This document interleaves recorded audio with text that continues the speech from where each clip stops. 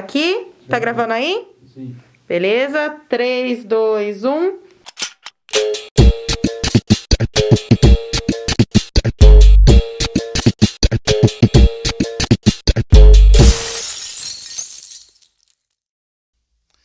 Eu me chamo Humberto Hiroshi Satou, todos me conhecem por Hiroshi, tenho 43 anos, nasci na cidade de Aguaí, vim para Cosmópolis aos 4 anos de idade, no ano de 1981.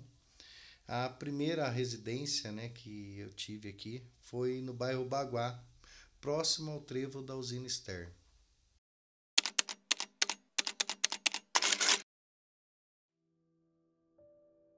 Eu lembro de muita coisa, viu? Na verdade, eu tive uma infância bastante sofrida, né? Porque, como eu disse, eu vim para cá com 4 anos de idade por motivo de uma separação dos meus pais. E nessa época minha mãe, só tinha eu e um irmãozinho, né, bebezinho. E para ela poder nos sustentar, ela teve que entrar no corte de cana, trabalhando na usina Ster. Então a gente ficava, né, pulando de casa em casa e foi muito sofrido. A minha infância, eu posso dizer para você assim que foi um alicerce pro ser humano que eu sou hoje, minha infância. Difícil até de lembrar, sabe, porque tem muitas coisas que aconteceu nela que me marcou.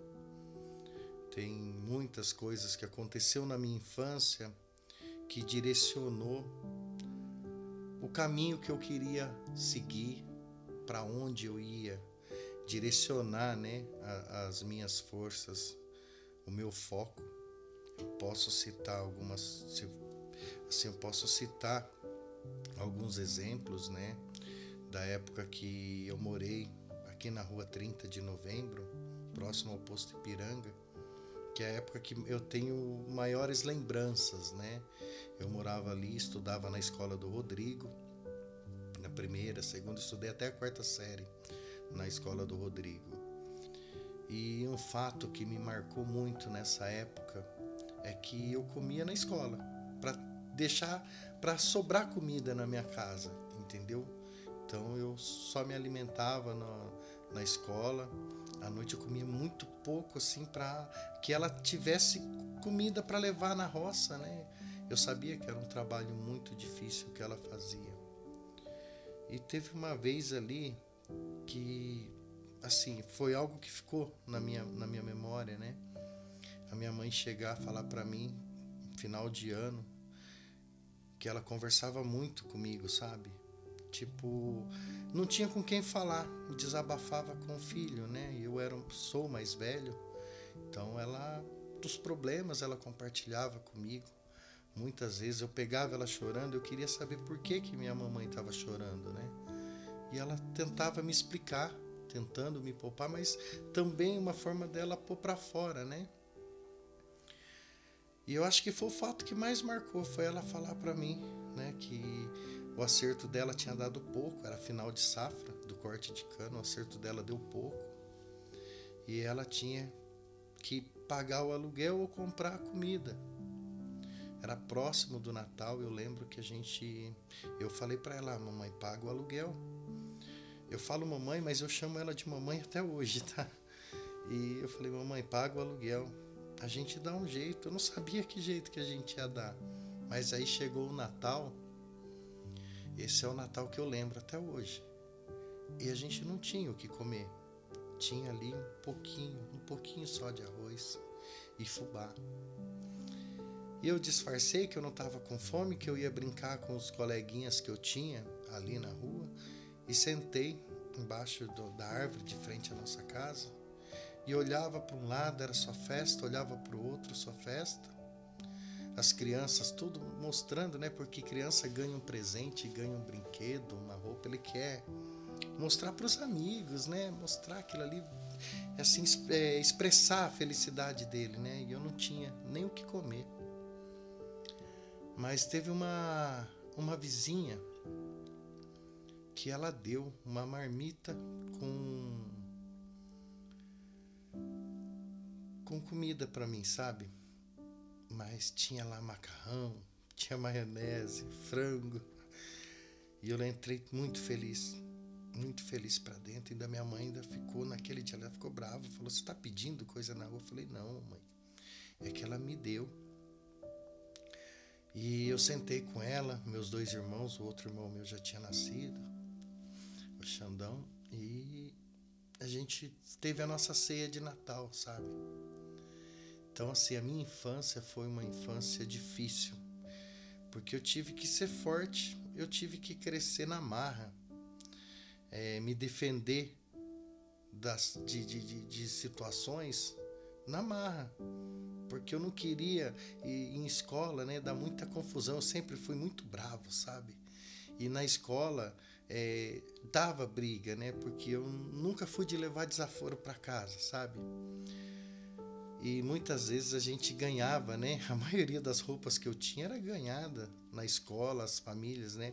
Quando a criança não quer mais aquela roupa, a mãe doa na escola e as famílias que precisam retiram isso, né? Naquele tempo era assim.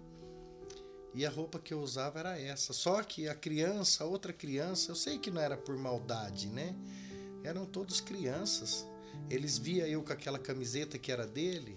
Então tinha as piadinhas, né? Sempre teve. Então, desde criança, sempre enfrentei essa situação, né? De muitas vezes ser excluído por ser pobre, de aguentar desaforo por não ter condição, né? Não ter pai para me defender. Então, mas não que minha mãe nunca me defendeu. Nossa, ela é uma gigante, sabe? Ela sempre me defendia, mas me cobrava muito. Sempre me cobrou muito. De ser uma boa pessoa, de não pegar o que não era meu.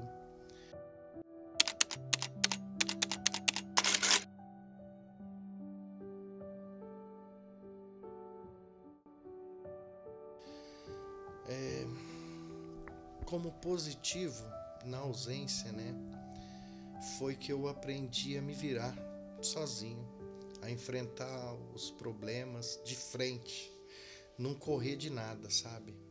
Saber que se aquela situação aconteceu, eu tenho que resolver. Eu não posso deixar para outro empurrar para frente. Mas negativo, falando negativo, eu não tenho um lado negativo, sabe? Porque até a parte ruim, hoje eu tiro que foi boa. Naquele momento foi ruim mesmo, realmente. Foi ruim para mim, eu sofri algumas humilhações, foi ruim passar fome, nossa, é horrível. Eu lembro, às vezes eu tenho imagens, né, da minha mãe falando: vamos dormir, que a fome passa, né? É por isso que eu falo que ela é uma guerreira, cara, porque é difícil até falar dela, é difícil mesmo, eu não consigo falar assim. Porque é um filme que passa na cabeça da gente, né? Das conversas, de tudo. Então eu não consigo enxergar um lado negativo. Porque todas essas coisas que naquele momento para mim era ruim, eu não gostava, sabe? Hoje eu vejo que serviu de alicerce, de base para tudo que eu sou, para tudo que eu faço. Para você ter uma ideia, teve uma vez que eu vi minha mãe chorando, que a gente não ia ter mesmo. Ali não tinha o que comer mesmo, sabe? E naquele dia, eu tinha 8 anos de idade. Eu falei para ela: olha, quando eu crescer, a gente não vai mais passar fome. E eu vou ajudar as pessoas a não passar fome. Eu não sabia como, sabe? Eu não tinha nem ideia de como que eu ia fazer isso. Eu só sabia que eu queria fazer aquilo. E eu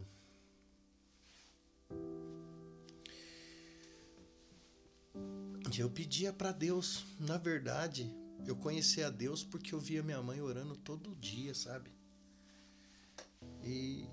Mas não tinha noção o que era Deus, quão grande Ele poderia ser na minha vida.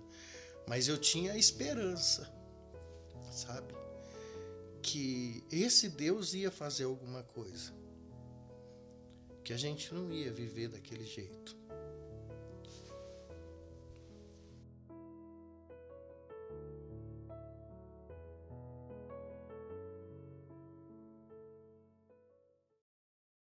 Eu me emociono quando eu falo porque foi uma fase da minha vida que ela marcou para a vida toda. Eu vou levar isso até o último dia, né? Mas eu tenho boas lembranças. Eu lembro que eu era criança, assim, eu gostava muito de brincar. Eu era muito arteiro mesmo, sabe? E eu não tinha brinquedo para brincar, então eu ia numa madeireira que tinha próximo, beirando na pista, né? E eu pegava madeirinhas e fazia os meus brinquedos, né? E fazia os meus brinquedos com aquelas madeiras, sabe? E eu me divertia tanto com isso. E tinha muitos amigos, né? Também ali na rua. Nossa, quantos amigos eu tenho daquele que eu lembro deles, que a gente brincava muito ali, né? O velho tem uma história legal, né? O velho, ele me ensinou a rodar muchaco, porque eu sempre gostei desse negócio de luta, né? E a primeira pessoa que me ensinou a rodar um muchaco foi ele. Eu lembro que eu dei uma pancada, rapaz do céu. E pra explicar pra minha mãe que não era briga, porque minha mãe não gostava, não queria que eu brigasse na rua, né? Mas eu me machuquei. Aí, nossa, eu ainda até apanhei da minha mãe naquele dia. Eu acabei lembrando de uma coisa que fazia tempo que eu não lembrava. Era muito legal. Aqui na Praça do Rodrigo, então, eu não saía daqui. Minha infância, assim, até os meus 9, 10 anos. Até os 10 anos. Depois minha mãe mudou daqui. Fomos lá pro João Aranha, lá embaixo, próximo àquele ferro velho do Baiano. Mas até os 10 anos era o meu parque de diversão. Era aqui. Eu só não gostava quando tinha festa que vinha brinquedos, sabe? Eu achava bonito, mas por outro lado, aí eu acho que é uma parte ruim da minha infância, né? Porque eu sabia que minha mãe não tinha dinheiro. E eu ia pra ver, eu queria brincar, mas eu não podia falar nada pra ela, sabe? Porque eu sabia que ia faltar pra nós lá em casa, né? Então eu só ficava vendo as crianças brincando, se divertindo, e eu com aquela vontade sem ter o que fazer, né? Sem ter o que fazer. Mas isso foi só até eu começar a vender sorvete. Que aí depois que eu comecei a vender sorvete, aí sempre eu tirava um pouquinho, que vinha aqueles parquinhos, né? O Sinister fazia umas festas de final de ano também para os funcionários. Eu passei boa parte da minha infância também. Minha infância ela foi legal, porque tinha aqui, né, que eu morava, tinha meus amigos aqui. Eu tinha uma tia que morava lá na Vila Cosmo e minha avó morava na Colônia Jaguari, lá na Usina Ster. Então eu ficava migrando, né, de um lado para o outro. Um fim de semana eu ia num lugar, outro fim de semana eu ia no outro, né? O Wagner Colasanto ainda tem uma história legal, porque ali atrás do posto, né, de saúde do Chico Mendes, hoje aquilo lá tá cheio de árvores, de mato, né? Mas ali era azeitoneira. Tinha uma lagoa ali, né?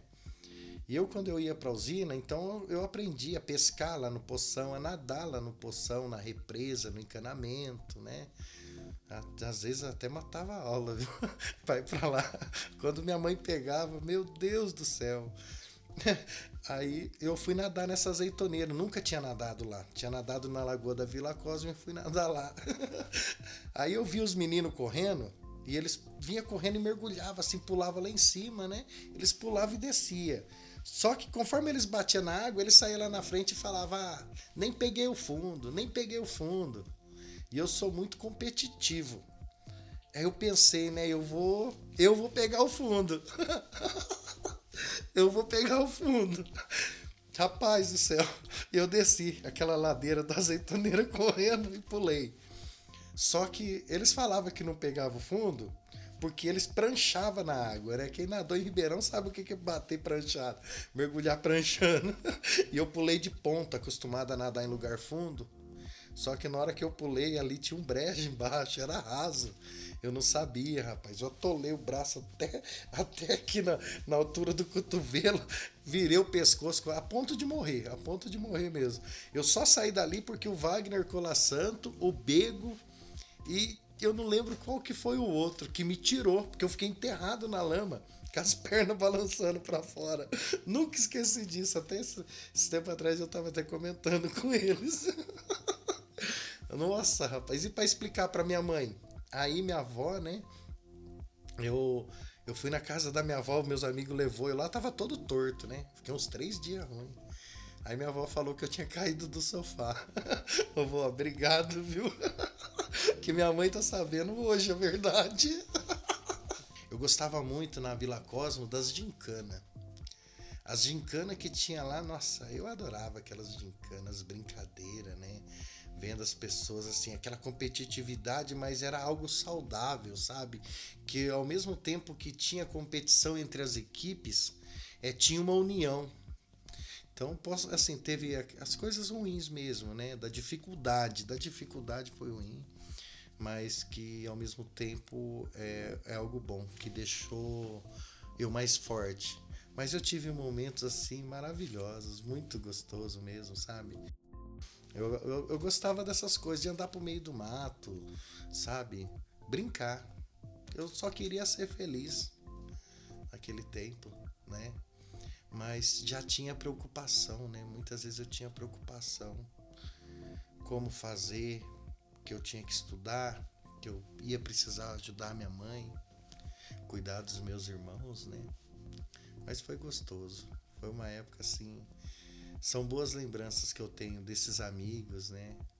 Era muito, muito bacana mesmo. Quando eu fui pra. Eu morava de fundo. A minha casa, o quintal, ele fazia fundo com o bosquinho. Né? Meu Deus do céu, quanto pescar naquele bosquinho. E aí eu fui estudar no GEPAM, na quinta e na sexta série eu estudei lá no GEPAM. Naquele tempo, graças a Deus, eu já estava melhor um pouco, né? De situação, já não estava mais passando fome. Minha mãe tinha fundado o sindicato, já estava trabalhando, né? E aí eu estudava de manhã lá no GEPAM, depois a gente ia para educação física, né? Tendo aula com Chicão, com o Valfrides. E o apelido de Hiroshi nasceu ali no GEPAM. O professor Sérgio, professor de história, Serjão. O Serjão que começou a me chamar de Hiroshi e pegou esse apelido, né? Porque eu ficava bravo, que eu não gostava que chamava eu de Hiroshi. E aí você, criança, meu, ficou bravo, o negócio pega. E ficou, né? Então a gente saía da escola, passava lá, pescava, comia uns peixes. Quem fritou muito peixe para nós foi o Lemão. Ele tinha um bar na esquina ali. E a gente levava peixe lá para fritar, jogar fliperama. Foi gostoso também.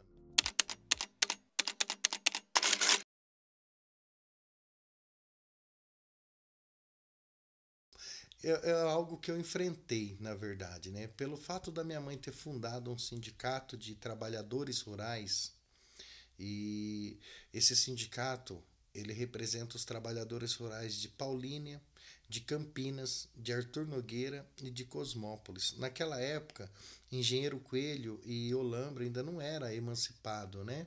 Então pegavam essas cidades também. E o fato de eu ser filho de uma sindicalista não permitia que eu arrumasse serviço depois dos meus 14 anos de idade. Até os 14 eu vendi sorvete, eu catei papelão, eu fiz diversos tipos de trabalho, sabe? Mas depois eu queria trabalhar assim, tipo, naquele tempo, né, a gente ser pacoteiro era o top, né? 14, 15 anos, ser pacoteiro lá no Remaro. Aí eu lembro que eu e meu tio, né, o China, a gente saiu para procurar emprego junto. Ele é um pouco mais velho que eu. E assim, as pessoas, no primeiro lugar que eu fui, não, você é filho de sindicalista, não dá, né? Outros nem falavam isso, só falava que não dava.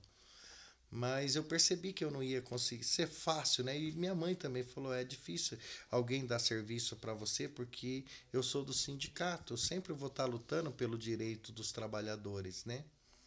Foi aonde eu entrei no sindicato também. Eu consegui alguns cursos, né, de uma federação, da Central, da CUT. Depois eu fui para Bebedouro, ficar um tempo lá, aprender com o Gaspar. Se ele estiver me ouvindo, muito obrigado, Gaspar. Muito obrigado por tudo que você me ensinou no começo, né? E eu também não posso deixar de lembrar, né, que o Tite Conservani foi uma das pessoas que me deu uma oportunidade, sabe? Ele pagou para mim um curso de datilografia, que foi aonde eu comecei a trabalhar. Naquele tempo as rescisões de contrato era feito com máquina de datilografia. Então eu fazia rescisão de contrato no sindicato depois que eu aprendi e fui aprendendo, né? No dia a dia, com cursos, com dedicação, bastante dedicação, né? Aí eu me inteirei na parte de previdência. Com 15 para 16 anos eu já montava um processo de previdência naquele tempo. Então a fila lá no sindicato ela dobrava quarteirão, né? Para as pessoas querendo aposentar, né, pela parte rural. E aí eu me inseri no sindicato, né? Mas no começo eu trabalhei sem receber salário, até porque o sindicato não tinha como pagar salário pra gente, né?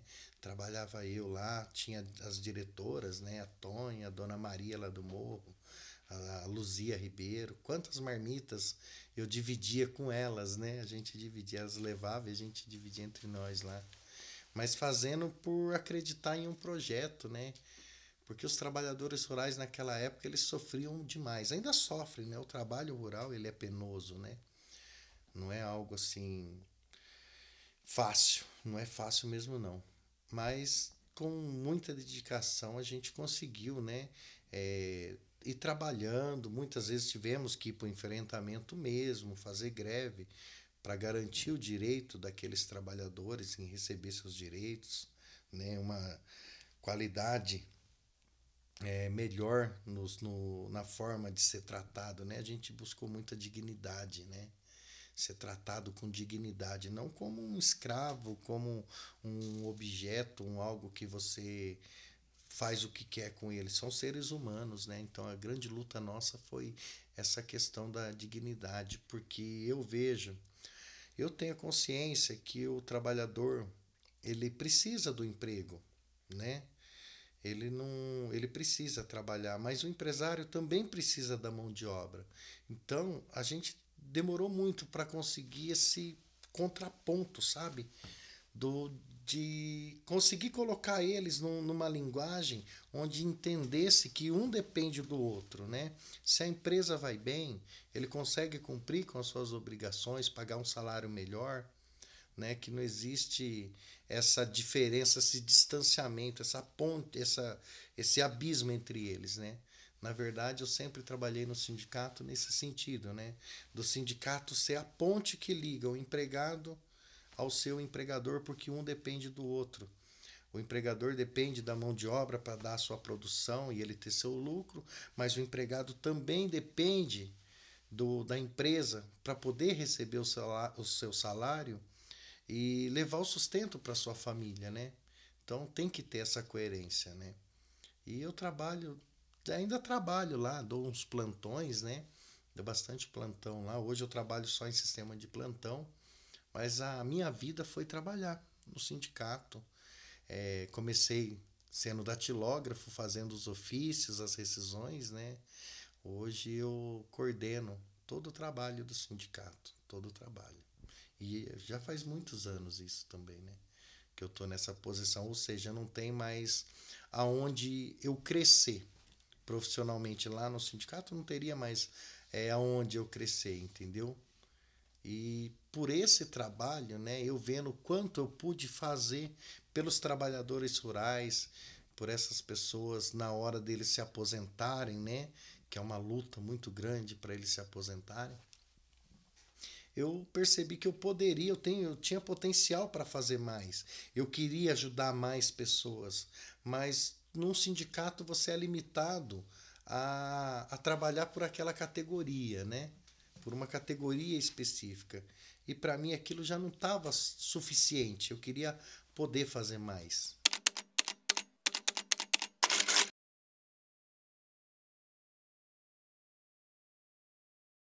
Exato.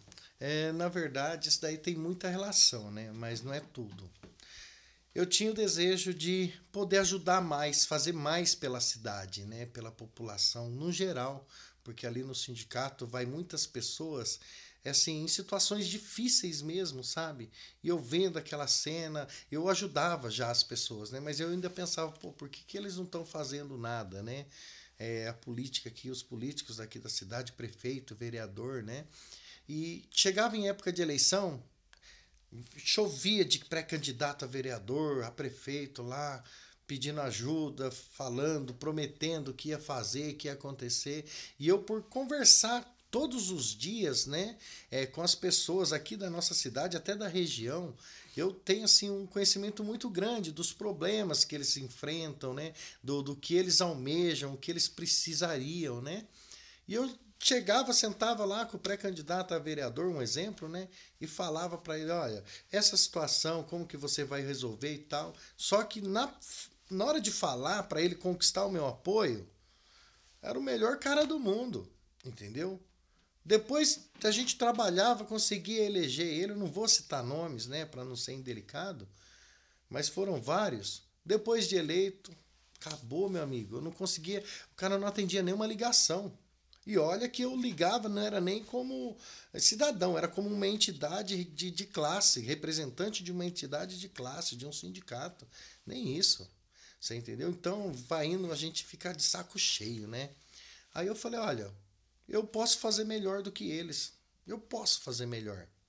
Conversei com a minha família, conversei bastante com a minha mãe. Minha mãe ainda falava: "Ah, não entra nisso, é um mundo completamente diferente disso que você está acostumado. Eu sei que eu conheço você, eu sei que você não vai engolir nada quieto e no meio político você vai ter que é, saber ponderar as coisas e tal, né? É perigoso, a gente nunca sabe a maldade das pessoas. Mas aí eu tava convicto, eu falei, olha, eu acredito, sempre acreditei que Deus tem um propósito na minha vida, né? Se ele tirou eu da onde ele tirou, né? Das condições que ele tirou, me deu a capacidade de, me proporcionou a oportunidade de estudar, de adquirir conhecimento e a capacidade de expor para fora e ter a coragem de defender as pessoas, ele tem um propósito. Falei, eu vou tentar. Aí eu tentei a primeira vez, né? Entrei, me candidatei, perdi as eleições, diferença de poucos votos, né? Mas também eu fiquei feliz. Mais uma vez eu fiquei feliz, porque eu me recordo que eu naquele tempo eu estava indo na igreja Portas Abertas, do pastor Marcelo Rocha, e quando eu decidi me candidatar, né, eu pedi, pastor, ora por mim, faz uma oração, né, para Deus dar orientação para mim. E quando a gente estava orando, né, eu falei com Deus, eu falei, Senhor, se for para mim entrar e não ter oportunidade de fazer algo de bom pela cidade, se houver algum impedimento, algo que não dê para eu fazer aquilo que eu quero, não permita eu entrar, não. E foi isso que aconteceu, que foi o último mandato do Dr. Antônio, né, que foi um fiasco total, só perdendo para esse agora. Mas foi um fiasco e assim, aí depois eu falei, poxa, se eu tivesse sido eleito, eu não teria feito nada pela cidade, eu ia ficar batendo e correndo em círculos, né? E aí eu tentei novamente. Novamente eu fiz o meu pedido para Deus, para que se não fosse da vontade dele, né? E se fosse para mim ser só mais um lá, para ele nem deixar eu entrar. E graças a Deus, Deus me honrou e eu fui o vereador mais votado da cidade, né? E com todas as situações adversas, né, naquela época, porque eu estava naquela época no PT, estava com toda aquela situação de escândalos de corrupção, né? E mesmo assim a população, né, as pessoas que me conheciam confiou um voto, né, e me elegeu o vereador mais votado. E eu tenho convicto comigo, graças a Deus, que eu fiz tudo que estava ao meu alcance para honrar o voto de cada um deles. Por mim, pela minha família, né, meus filhos, e também por assim, para que eles não sentissem assim aquela indignação que eu sentia quando eu apoiava um candidato e depois eu ia na roda de amigos, onde eu pedi voto para eles, e os amigos ficavam, ó, olha lá o que seu candidato tá fazendo, pelo amor de Deus, o cara não tá fazendo nada, sabe? Eu não queria que as pessoas sentissem isso, eu tenho muito disso comigo, né? De não querer que as pessoas... não querer que aconteça com os outros o que eu não quero que aconteça comigo, né? Eu lembro que meu filho chegou para mim, o Vinícius, meu filho do meio, ele falou, pai, a gente tem uma vida tão boa, por que você vai se meter na política? Aí eu comecei a conversar com ele, explicando, ele virou e falou assim, pai, só me promete que você nunca vai fazer eu passar vergonha na rua? Eu, como assim, meu filho, passar vergonha? Ele falou assim, eu não quero que meus amigos falem que eu tenho um pai corrupto. Eu falei, Vinícius, isso jamais vai acontecer, entendeu? E porque eu não vejo, essa palavra para mim eu repudio ela, sabe?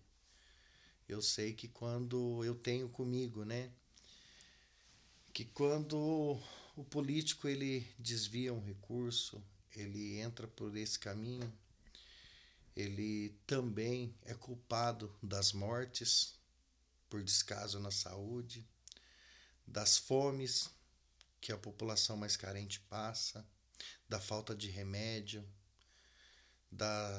daquela família que está passando por dificuldade, buscando uma ajuda na prefeitura, né? Numa assistência social e não tem recurso. Então, o político que ele vai por esse caminho, ele carrega tudo isso nas costas.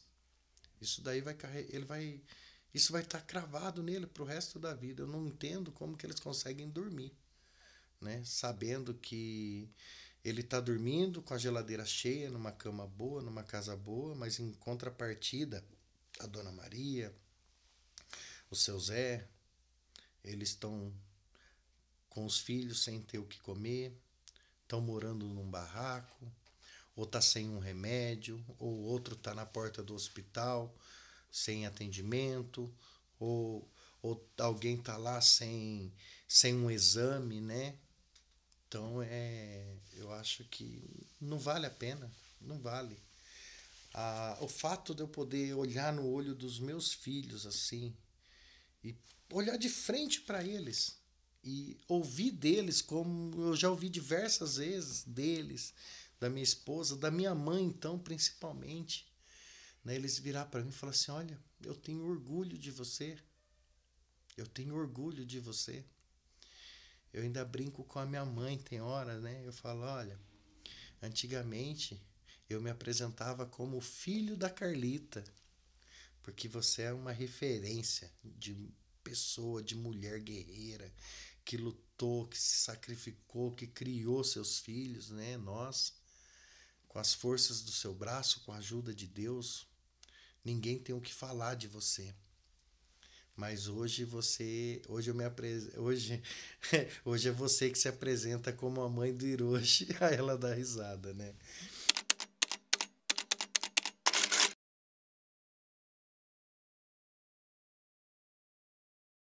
Então, né, a relação com o PT, veja bem, eu tenho comigo que não é o partido que é corrupto, são as pessoas. As pessoas que são corruptas, que são corruptíveis, entendeu? Alguns mais, outros menos, outros não são. Para alguns, a dignidade, o caráter não tem preço, não se põe preço na dignidade e no caráter de um homem. Mas no meio político, muitos trocam isso por migalhas. Eu fui pro PT, eu era do PSB. Eu entrei no pelo PSB na primeira vez que eu perdi, na segunda eu fui candidato pelo PT, né, junto com o atual prefeito José Pivato. Antes de decidir levantar a bandeira, né, do José Pivato, eu tive uma conversa com ele, onde eu apresentei os anseios da população, as coisas que eu sabia e que eu queria que mudasse na nossa cidade. Eu posso citar exemplos para você, porque assim, são coisas que eu venho brigando desde o início, né? Desde o início. No caso, a liberação, né, daquele parque industrial para a vinda de mais empresas para cá, né? Trazer para Cosmópolis uma faculdade presencial, ter curso técnico. Posso falar para você também com relação àquele. Eu esqueci o nome agora. Ai, meu Deus. No CRTC, onde fica o CRTC, o Milton Frungilo, né? Ali era para abrigar vários cursos técnicos, né? E diversas outras demandas, tipo as escrituras, né, do bairro Betspana, Chico Mendes, né? Minha mãe foi uma das primeiras moradoras do Chico Mendes. Então teve várias situações que eu apresentei para o prefeito, né, de demandas mesmo, que ele falou que iria corrigir, né? Naquela época não estava tendo, não tinha maternidade em Cosmópolis, que a maternidade tinha fechado, o hospital na época era o Santa Gertrudes, né? Ele estava passando por uma dificuldade muito grande, né? Com várias situações erradas, né? Muitas pessoas morrendo na porta do hospital. E eu apresentei diversas propostas, né? Conversando com ele politicamente falando. E ele me garantiu que ele daria carta branca, que eu poderia trabalhar em cima disso, que ele iria trabalhar para a gente resolver essas situações. Então ali eu dei aquele voto de confiança, até mesmo porque no primeiro mandato dele eu não tenho o que falar. O primeiro mandato que ele fez foi exemplar. Tanto que minha mãe ganhou um terreno onde ela pôde construir uma casa. Os tijolos daquela casa foi feito numa olaria municipal, onde metade do tijolo que nós fabricamos ficava para nós, a outra metade a prefeitura ergueu várias creches e escolas. Aí então eu posso dizer que tem suor meu. E muitas escolas, muitos prédios públicos, né, que foram construídos naquele primeiro mandato, porque eu derramei meu suor para fazer os tijolos. Metade ficou para minha mãe fazer a casa dela, junto eu, minha mãe e meus irmãos, né? E a outra metade foi para a prefeitura. E então, baseado nesse primeiro mandato, eu falei: não, eu vou então, a gente vai lutar junto. Mas eu deixei claro, eu falei: olha, eu, eu passei muita dificuldade na minha vida. Minha mãe, ela nunca se vendeu para os ministérios, nunca se vendeu para empresa nenhuma, para nada, sabe? Sempre defendeu a honestidade, sempre defendeu o que é certo. Eu vou com vocês, mas tenha certeza que qualquer coisa que eu ver de errado, que eu pegar de errado, eu sou o primeiro a denunciar. Eu sou o primeiro a ir para cima.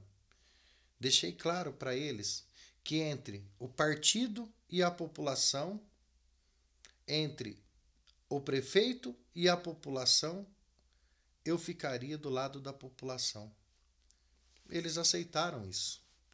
Só que o primeiro ano foi até bem, mas aí começou as divergências, né? Começou as divergências. A primeira delas foi com relação a empresas que eu tentei trazer para o município, que ficou inviável, né? Eu sabendo que teria condições, né? Por ter feito as reuniões, ter participado das reuniões, mas aí eles inviabilizaram, né? Por interesses próprios, praticamente, posso dizer isso. Posso dizer não, posso afirmar, né? Porque eu já afirmei isso em rede social, quando deu todo aquele, assim, aquela indisposição entre a gente, né? Ali foi um começo, e aí depois eu comecei a ver que tudo que foi dito para mim em época de campanha para eu apoiá-lo não ia acontecer. Não ia acontecer, entendeu? Eu cheguei a utilizar a tribuna da Câmara Municipal, aonde eu denunciei secretários por situações aí que assim é absurdas, ao meu ver, é absurdas, né? Eu posso dar um exemplo porque isso eu já falei em redes sociais na tribuna da Câmara, né? Quando um secretário ele cobrou R$ 300 de cada time da cidade para eles participar de um campeonato municipal que já tinha sido custeado pela prefeitura. Onde já se viu isso? Sabe, um campeonato municipal é o sonho da molecada participar. Muitas vezes ele não tem nem a chuteira para jogar, mas só dele poder participar, vou participar do campeonato municipal, tal, entendeu? Então ele já fica feliz, era uma coisa que a prefeitura estava custeando. E o secretário tentou tirar vantagem, né? Outro secretário lá usando veículo da prefeitura, né? da secretaria para ir para shopping, para fazer coisas particulares. É dinheiro do povo. Então, diante de tantos desmandos e outras coisas, né, que eu fui levantando no decorrer, porque uma coisa é você estar na plateia, igual eu passei minha vida na plateia aplaudindo tudo que eles mostravam, né, de bonito, não, que aqui tá assim. Mas, por exemplo, ele mostrava uma praça linda, mas ele não mostrava lá na periferia que nem praça tinha, entendeu? Ele mostrava um equipamento de medicação que chegou lá, um equipamento para fazer um exame sofisticado lá. Oh, chegou isso, ótimo, todo mundo aplaude. Mas ele não mostra a Dona Maria, o seu João, que está lá numa fila esperando por um remédio e não tem, ou que está há meses ou até anos esperando por um exame médico, entendeu? É isso que eu não concordo, esse tipo de política que não desce. Eu entrei na política, quando eu decidi entrar na política, foi para mudar realmente. Posso não conseguir fazer muito, mas o pouco que eu conseguir já é uma semente que eu estou plantando, porque eu tenho certeza que vai inspirar outras pessoas, assim como eu já percebi que inspirou outras pessoas a ter coragem de enfrentar o que ele não concorda, entendeu? De pôr para fora e falar mesmo, mostrar, olha, aqui no meu bairro não tá legal, no meu bairro tá faltando água, no meu bairro as ruas estão todas esburacadas. Eu fui lá pegar um exame lá, eu tô esperando o exame há 1 ano, porque antigamente ninguém tinha coragem de enfrentar mesmo, sabe? De pôr a cara a tapa, né? Pô, a cara tapa. Então eu vim para fazer a diferença. E isso daí causou incômodo e causa até hoje, né? Um incômodo na maioria dos políticos, porque eles estão acostumados com aquela política antiga, a política do amém, a política de que vamos deixar esfriar porque o povo esquece, e eu não vou deixar esquecer. É aquilo que eu falei no começo, né? Eu sempre enfrentei grandes batalhas, né? Desde criança, sabe? Então, quando criança eu já enfrentava, imagina agora que eu sou homem, sou pai de família, que por trás de mim tem toda uma família, né? Tem meus filhos ali, minha filha Heloísa com 7 anos. Por que eu vou deixar de enfrentar uma luta hoje, sabendo que ali na frente vai prejudicar minha filha? Essa inércia minha vai prejudicar ela. E talvez ela vai ter que enfrentar isso em situações até piores. Então, é aquela coisa, se eu posso fazer algo, eu vou fazer. Eu vou fazer. E isso daí veio contra, né, o que eles estão acostumados na política, né? Porque a política aqui de Cosmópolis, fala para mim um vereador que fez o que eu fiz, qualquer um que assistir esse vídeo, fala, só um que teve coragem de bater de frente mesmo com o prefeito, mesmo tendo apoiado, até assumido, olha, eu apoiei ele na campanha, porque eu acreditei nas promessas. Só que na hora que eu saí da plateia e passei para trás da cortina, eu não gostei do que eu vi. E não é isso que eu quero para o futuro da minha família. Então, eu vou para o enfrentamento. Vou mostrar para a população o que vem sendo escondido há anos e décadas. É isso que aconteceu, que deu esse confronto, né? Esse confronto mesmo, né? Uma maneira de eu ter, de pensar, de agir, de querer fazer, com o que eles já estavam acostumados a fazer, né? Porque são vários mandatos. E aí eles tentaram usar as artimanhas, né, jurídicas, né, as brechas que a lei tem, para poder me calar. Já tentaram de todas as formas, né? Mas uma das piores que eu vi foi o fato deles entrar com uma ação, né, dentro do partido, uma ação interna, para me expulsar por infidelidade partidária. Olha para você ver. E no conteúdo do documento tá que eu votei diversas vezes. Qual o motivo? Olha o motivo. Por eu ter votado diversas vezes contra o interesse do prefeito. Tá lá. Por eu fazer enfrentamentos com os secretários municipais, causando um descontentamento deles. Espera aí. Ainda eu falava para eles, falei, gente, vocês estão enganados. Se eu tô reclamando, se alguém me reclama de algo para mim, é porque aquilo não tá bom. Ninguém vai reclamar do que tá bom. Ninguém. Em sã consciência, não. Só aqueles que querem fazer politicagem. Entendeu? Mas é fato, eu catar e mostrar, ó, tá um bueiro entupido e a água tá passando e entrando dentro da casa da pessoa. Eu mostrar com vídeo, ir lá levar pro secretário e ele não resolver, ele quer que eu faça o quê? Que eu falar, tudo bem, ó, ótimo. Você tá fazendo um bom trabalho? Não tá fazendo um bom trabalho. Entendeu? É o que eu falei pro secretário de Indústria e Comércio numa reunião, né, que no começo do ano lá os trabalhadores foram lá porque veio empresas aqui para refinaria e as vagas estavam todas pro pessoal de fora, o pessoal de Paulínia e Cosmópolis ficando sem nada. Eu falei pro secretário, secretário, é sua obrigação. Você tinha conhecimento que essa empresa ia vir desde o ano passado. Então a obrigação dele, o que que era? Ir lá no empresário, conversar com eles, falar, olha, eu sei que grande parte você vai trazer gente de fora, mas nós temos os nossos trabalhadores. Os seus trabalhadores que vai vir de fora, eles precisam ter um lugar para se acomodar, eles vão ficar na nossa cidade. Então vamos fazer uma contrapartida aí, abre umas vagas para o município. Mas eles não fizeram nada disso. Eles foram tomar conhecimento depois, só porque a gente parou lá junto com os trabalhadores, entendeu? Então tudo isso, esse jeito meu de trabalhar na política incomodou, né? E eles tentaram me expulsar por infidelidade partidária, porque se você é expulso por infidelidade partidária, o primeiro suplente, né, que é a pessoa que foi mais votada e não foi eleito dentro do partido, da coligação, é ele que assume, né? Então o que que eles queriam fazer? Olha, vamos calar o Hiroshi, vamos tirar ele fora e subir um nosso, porque ele vai falar amém para tudo, né? Ele vai falar amém para tudo que o prefeito quer.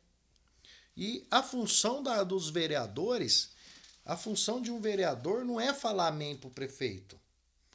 Ele tem que sugerir ideias de melhoria para a cidade, mas ele também tem que fiscalizar o que está acontecendo, aonde está sendo gasto o dinheiro, por que, que uma obra está parada, por que está faltando um remédio numa farmácia, por que, que o hospital não está dando o atendimento do jeito que precisa.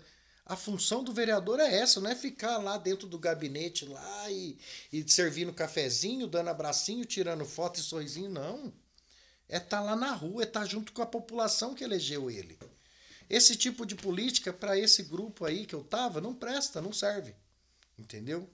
Porque eles acham mais fácil ficar nos gabinetes escondido e aparecer só em época de campanha, né? Porque aí sai prometendo, abraçando todo mundo, sorrindo para todo mundo, dando até cestas básicas e fazendo aquela festa toda, né? E muita gente ainda acaba caindo nessa lábia.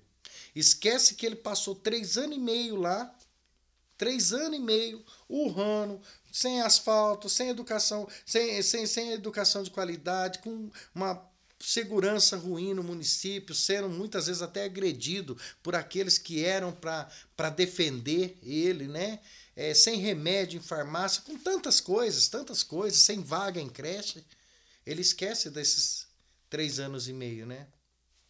E aí acaba assim apoiando em troca daquela amizade, daquele abraço, ou por uma cesta básica. Só que quem sofre é todo mundo. Quem sofre é o que eu falo, né? Uma decisão errada, ele condena o futuro da minha filha, dos meus filhos.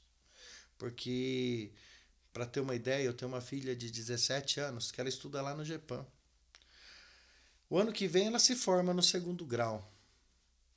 Poderia ter uma faculdade presencial aqui na cidade, né? E ela poderia ser uma das que ia disputar uma vaga nessa faculdade. Mas ainda não tem. Eu tenho meu filho Rodrigo, que ele estuda lá em Araraquara. Passou numa federal. Tá lá.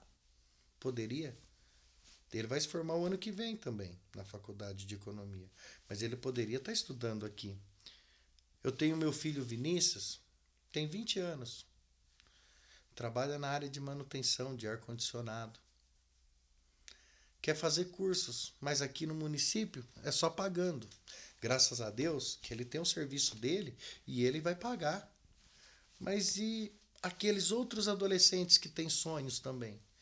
Sonho de fazer um curso técnico, sonho de ter uma oportunidade de competitividade no mercado de trabalho. Como que fica? Como que fica aquele pai que gostaria de ver o filho fazendo um curso, o filho formado numa faculdade, sabe? Dar um futuro pro filho. Só que ele tá sem, até ele tá sem emprego. Como que fica?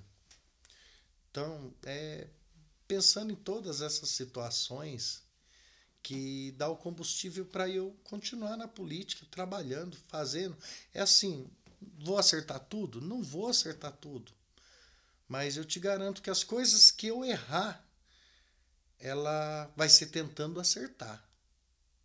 Sabe? Eu não jamais eu vou sair da minha casa falando eu vou errar tanto e acertar tanto. Não, eu saio, eu levanto, dobro o meu joelho, peço para Deus guiar meus passos, ir à frente de tudo aquilo que eu for fazer, pôr pessoas para que eu possa ajudar e me iluminar, sabe? Então, todos os dias eu levanto nesse intuito, falo com Deus e parto. Querendo fazer 10 coisas e acertar as 10.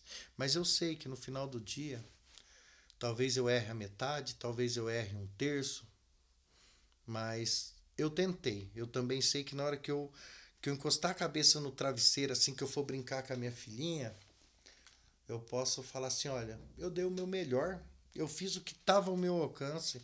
E muitas vezes até o que não estava ao meu alcance eu tentei fazer. Não deu. Mas eu só acredito que não dá depois que eu tentar. Se outro falar para mim, olha, aquilo não dá, eu vou duvidar.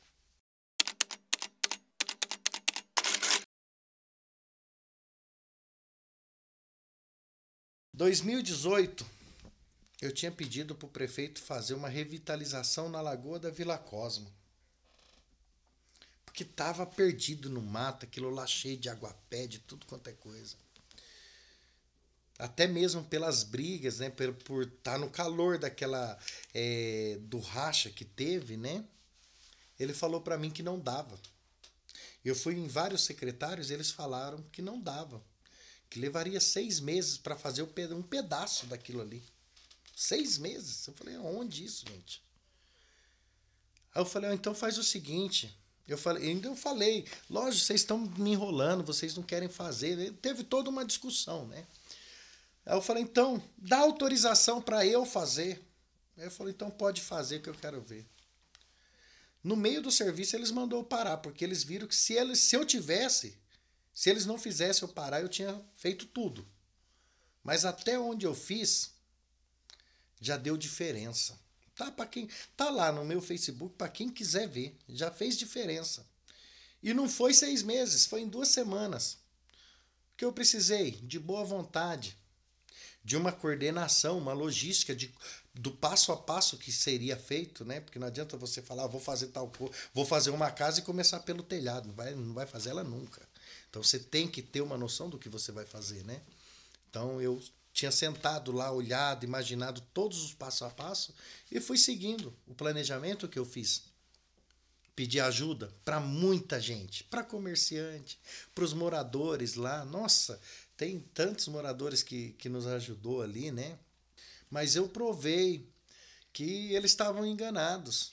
E assim eu vejo com muitas coisas aqui no nosso município, né? Eu vejo muitas coisas aqui que dá para se fazer melhor, sabe? Porque depois que eu fiz esse mutirão, que foi acho que um dos maiores que eu fiz, dentre todos eles, né, que eu já fiz aqui no município, posso citar lá o Irapuru, a recuperação, que foi o primeiro que eu fiz, né, da pracinha com grupo de apoio, os moradores, ali na Praça da Cosmo, lá no Parque Ster, as quadras, né, que eu fiz mutirão também, mas eu acho que aquele da Vila Cosmo foi o mais difícil, né, porque envolvia uma lagoa, envolvia, assim, uma logística muito grande. Mas eles falaram que não dava. Eu sentia no coração Deus falando que dava. Eu só tinha que me esforçar. Assim como tudo na minha vida. Muita gente falava que não dava algumas coisas, mas Deus falava que dava. E graças a Deus a gente conseguiu. Depois disso, eu falei, olha, a gente já fez, terminamos em tempo recorde.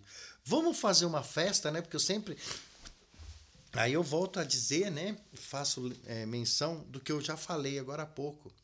De quando eu era criança que eu ia nas festas e a gente tinha que pagar para brincar nos brinquedos, né? Para poder tomar um refrigerante, alguma coisa. E eu ficava com aquele olhinho comprido, né? Querendo, assim, tipo assim, poxa, será que alguém vai pagar para mim brincar? Sabe, essas coisas. Então eu lembrei disso. Eu falei, poxa, a gente poderia fazer pelas crianças, né? E graças a Deus, eu louvo a Deus por isso, que Ele pôs no meu coração a lembrança de quando eu era criança. Que eu falei, vamos fazer um Natal diferente. Aí pensamos um nome, ainda deu até uma divergência aqui na cidade, porque existia um pessoal que falou que tinha esse nome de Natal Solidário, depois a gente foi pesquisar, eu falei, olha, para mim não interessa, a gente colocou Natal Solidário porque é algo solidário que nós vamos fazer. E assim, eu tinha uma semana, né, para organizar tudo. Aí conversei com o Ferzão, que é um menino que ele mexe com negócio de música também, né? Falei, meu amigo, você conhece um monte de cantor local. Conversa com eles se eles podem fazer uma apresentação. E fui convidando amigos e envolvendo as pessoas. E no fim eu fui envolvendo os comerciantes, grupos, né? A Turma do Bem também, que ajudou muito. O padrinho da Santana, né? Também veio ajudar. Assim, pessoas que eu tenho contato, que eles conhecem a seriedade minha. Sabe que se eu iniciar alguma coisa, eu vou levar ela até o fim e vai ser bem feito. E eles acreditaram no projeto e nós fizemos o primeiro Natal Solidário em 2018, ali na Lagoa da Vila Cosmo. O que eu achei interessante é que, enquanto a gente estava fazendo um mutirão, o filho do Bob, ele passava lá e olhava, né? Aí um dia eu comentei com ele, eu falei, nós vamos fazer um Natal Solidário e tal, eu queria ter um Papai Noel. Ele falou, eu vou falar com o meu pai. E o pai dele veio para nos atender com aquele triciclo, né, que é o maior da América Latina. Foi o triciclo não, naquela época eu acho que foi o quadriciclo que ele desceu. Coisa mais linda, sabe? Foi assim um dia para ficar, e eu tenho certeza que ficou no coração das pessoas que teve a oportunidade de participar ali, aproveitar, usufruir daquilo, né, desse trabalho, e também daqueles que contribuiu. Porque aí tinha família que ele não podia muito, mas ele dava um refrigerante, dava 2 refrigerantes, outro dava um pacotinho de pão, um pacotinho de salsicha, milho para pipoca, sabe? E foi juntando, o pouquinho de cada um se tornou uma coisa grandiosa para todos que passou ali. E aí nós demos seguimento nesse projeto, né? Tanto que agora em 2019 nós fizemos novamente. Então, e aí o que eu tive? Eu falei, poxa, tem um público grande, tá tendo um destaque aí nas mídias regionais, né? É uma oportunidade para eu também ajudar as pessoas, não só dar um dia de lazer, né? Mas nós temos tanto talento aqui na nossa cidade que muitas vezes está esquecido ali, está apagado por falta de um incentivo, por falta de dar oportunidades para eles em eventos, né? E aí eu comecei a convidar os artistas locais também para participarem daquilo ali, né? Só tive que abrir exceção para um amigo meu lá de Belo Horizonte, né? Um cantor gospel, o Kio Santos, né? Que eu, assim, ele me ajudou muito já acreditou muito em mim quando muitos não acreditou que poderia dar certo, né? Então eu não posso jamais virar a costa para essas pessoas, né? Não posso esquecer as minhas origens e aqueles que acreditaram e confiaram, né? E aí ele me pediu para participar em 2019, né, do Natal Solidário. Eu falei, nossa, vai ser um prazer. Ele veio de Belo Horizonte aqui para cantar 2, 3 louvor, só para fazer parte da festa, sabe? Foi algo assim mágico. Foi mágico. Tinha também, né, a Grace Kelly, que é uma cantora aqui do nosso município. Ela ainda não tinha apresentado nenhuma vez em palco. E ela é filha da Sonja Felisbino. E eu conversando com a Sonja mandou pra mim ela cantando. Eu falei, nossa, ela canta tão bonito, né? Falei, vamos dar uma oportunidade pra ela. Eu falei, fala pra ela treinar e tal, né? E eu coloquei ela. Eu tenho a imagem, sabe? A imagem que eu guardo disso daí foi da mãe dela. Na hora que viu ela no palco, cantando, né? Pela primeira vez ali no palco. E eu tava lá em cima, transmitindo ao vivo para todo mundo ver. E eu dei foco no rosto da Sonja. Porque ali era um misto de, sabe, alegria, de carinho, de amor e de gratidão. Porque ela olhava para mim com um olhar de gratidão por eu estar dando a oportunidade para a filha dela. E ela olhava para a filha dela assim com aquele carinho, sabe, que só mãe tem. Aquele, sabe, para ela a filha dela era a maior cantora do mundo ali naquele. Foi emocionante, foi muito gostoso, muito gostoso. 2018 também teve algo semelhante, né, com o MC Ferreira. Naquele tempo ele ainda estava cantando e tinha uma menina lá que ela era fã dele, cara. E aí o MC Ferreira começou a chamar o pessoal, as crianças lá pra cima do palco, e as crianças foram invadindo. Eu falei, meu Deus do céu, gente. Aí eu falei, eu não vou jamais impedir uma criança de ser feliz, não vou fazer isso. Aí a gente conseguiu ajeitar e colocou todo mundo lá, foi muito mágico. Então essas coisas assim, ela é gostoso, sabe? Eu acho que é contagiante. Eu falo, né, pra muita gente, eu falo, olha, o dia que você sentir a sensação que é quando você ajuda alguém, sabe? Mesmo que você nunca mais vai ver essa pessoa, mesmo que essa pessoa nunca vai poder te retribuir. Mas de você ver a felicidade no olhar dela, de você ver aquele olhar de gratidão, ou de você só ouvir assim, Deus te abençoe, meu filho. Sabe? Isso vicia, é viciante, é algo que você sempre vai querer. Você vai querer mais e mais. É onde eu falo para as pessoas, né? Se mais pessoas sentissem essa emoção, o mundo seria melhor. Eu acho que falta muito disso na política hoje. Hoje a política, você viu que a gente estava falando em política, eu já voltei para outro lado.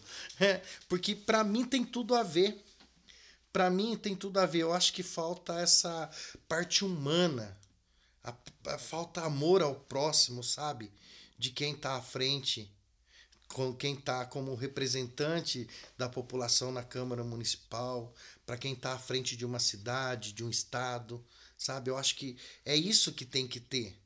Porque quando você se coloca na posição daquela pessoa que você tem condição de ajudar, se você se colocar na posição, se você tiver amor ao próximo, você vai fazer o melhor que você pode.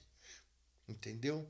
É aquela coisa, eu vou fazer por ele o que eu gostaria que ele fizesse por mim se ele tivesse na minha posição e eu na posição dessa pessoa. Então eu vejo que falta muito disso, falta muito. Então a gente é assim, e como que a gente pode corrigir isso? Com exemplo, dando exemplo.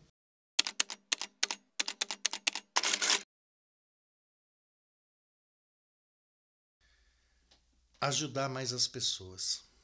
Posso dizer, resumidamente, ajudar as pessoas. Porque quando a gente entra como vereador, né? Você tem muito a aprender, ninguém nasce sabendo, sabe? Então, no primeiro mandato a gente comete erros. E você acha que você pode fazer tudo. E na verdade não pode. Se você faz um projeto de lei, vai subir para o prefeito sancionar. Se o prefeito não quiser, ele não sanciona. Ou ele deixa guardado lá na gaveta por anos. Por exemplo, a feira de quinta-feira, que a gente tirou essa ideia em conjunto, né? Até minha esposa participou, dando a ideia, junto com a Bia da feira, a Wanda também da tapioca. Num bate-papo, olha, aqui seria legal uma feira de quinta-feira. Apresentei para ele o projeto antes, né, da campanha. Ele falou que faria. E aí foi toda uma briga, muitas lives, muito ofício, muita reunião para fazer algo simples. Então, assim, o que frustra muito é a morosidade com que o executivo tem para resolver o problema. Coisa simples. Posso dar outro exemplo, um mais claro. Um buraco. Às vezes tem um buraco na frente da garagem de uma pessoa. Para um monte de gente, não é nada. Porque se ele nem passa naquela rua. Mas para aquela pessoa, aquele buraco está causando um incômodo. senão ele não reclamaria. E aí você faz um ofício, aí tem que esperar 15 dias a resposta. Se o secretário está de birra com você, ele já não quer te atender. Se você é da oposição, ele não quer te atender. Isso é frustrante, sabe? Eu acho que quando as pessoas, depois que passou a política, as pessoas serem eleitas, eles têm que deixar essa questão de bandeira partidária de lado. Eu sempre falei isso. E ser pelo povo e trabalhar pelo povo. É isso. Isso é frustrante.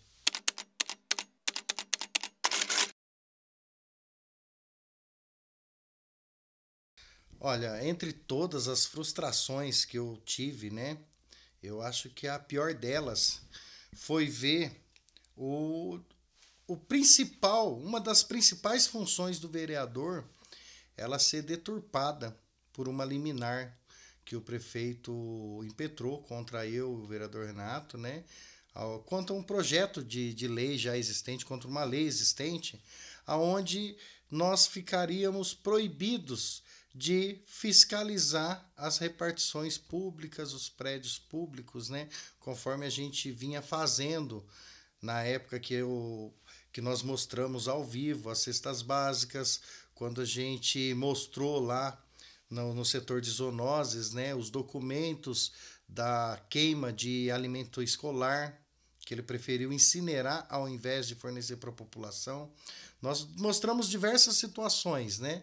E ele, para não vir coisas piores, né, à tona, principalmente nessa época que nós estamos agora, ele achou por bem frear a gente, né? Então, essa liminar que ele conseguiu na justiça, né, ela vai cair lá na frente, eu tenho certeza que ela vai ser derrubada, né? Mas foi um tapa na cara para a democracia, foi um tapa na cara para a transparência, para um governo sério, um governo que diz ser transparente, né, correto.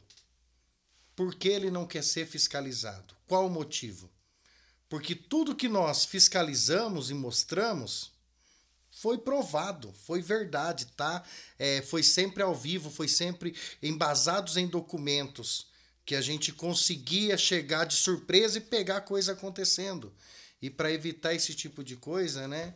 Ele acabou, assim, catando a Constituição e rasgando, né? Catando o dever do vereador e enfiando no bolso, usando as artimanhas políticas que tem seus contatos, né? Foi isso que aconteceu. Eu acho que é a maior de todas as frustrações, né? Que eu posso dizer é essa. É saber que tem várias coisas erradas e não poder ir lá pegar o documento, denunciar num tribunal de contas, denunciar no Ministério Público, como nós fizemos diversas vezes, mostrar para a população situações que afetam diretamente a população, entendeu? Isso daí eu acho que é a pior de todas.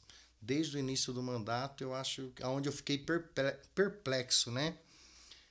Com essa situação de não poder exercer o papel ao qual o cidadão confiou o voto em mim e me paga por isso. Tanto eu quanto todos os outros vereadores. Né? Aí vai fazer o quê? Eu pergunto. Porque se eu não posso, se eu faço um projeto de lei, mando pro executivo, ele veta, não aceita. Se eu tenho que fiscalizar, ele não permite através disso daí, para que serve um vereador? Fica difícil, né? Eu acho que acaba... Esse tipo de atitude é de governos que tem muita coisa errada e não quer que apareça, sabe? Aquelas pessoas que tentam encobrir de tudo. Minha frustração maior é essa.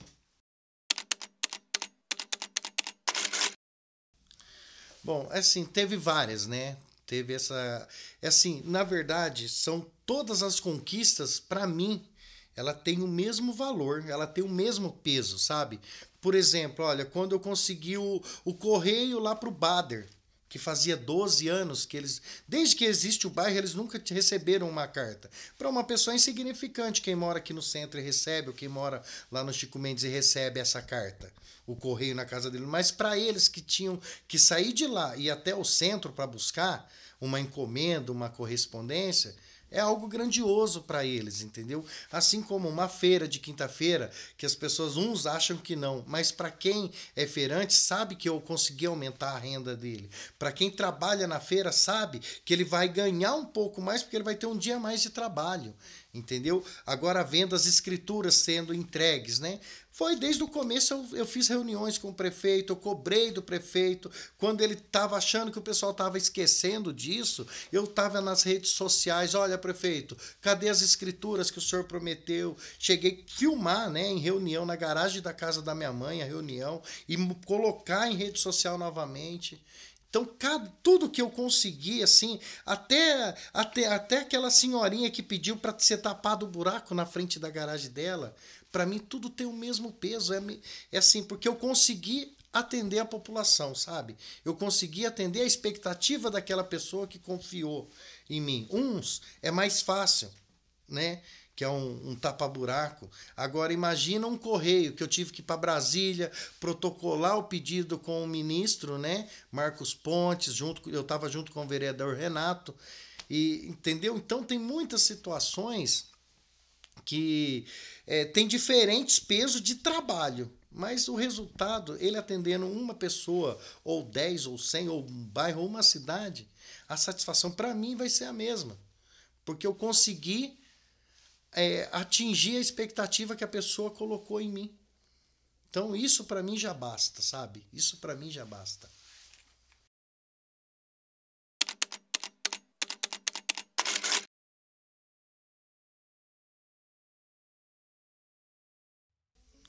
Então, quando criança, eu gostava de lutar. Eu não entendia porque eu era tão fascinado em luta, né?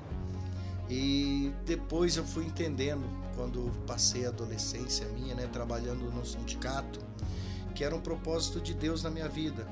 Lutar por aqueles trabalhadores, lutar por aqueles velhinhos que estavam precisando aposentar e não estavam conseguindo. Então eu lutava por eles junto à Previdência para conseguir garantir seu direito, né, o seu sustento para o restinho da sua vida. Então, e na política também, eu entrei como vereador para lutar pelo povo. Uma luta mais ampla, né, mais direcionada contra a corrupção, uma luta em favor do direito da pessoa, em defesa, né, desses direitos que eles têm como cidadãos cosmopolenses.